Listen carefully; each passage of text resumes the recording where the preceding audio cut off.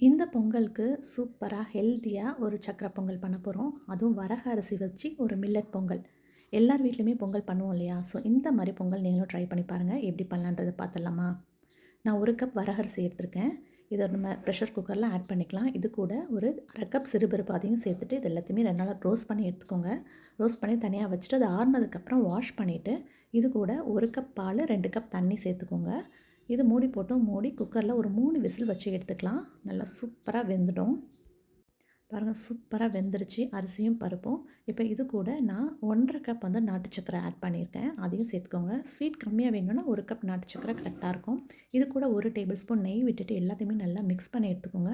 நான் ஏலக்காய் 2 ஏலக்காய் தட்டி அதையும் சேர்த்துருக்கேன் வாசனைக்கு.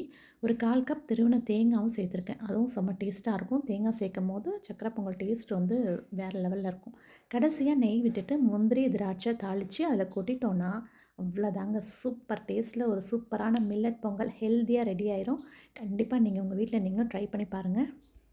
இப்போ ஒரே மாதிரி பச்சரிசி பொங்கல் ட்ரை பண்ணுறதுக்கு இந்த மாதிரி ஹெல்த்தியான வெர்ஷனில் ட்ரை பண்ணி பாருங்கள். சேவ் பண்ணி வச்சுக்கோங்க. ட்ரை பண்ணி பாருங்கள். தேங்க்யூ.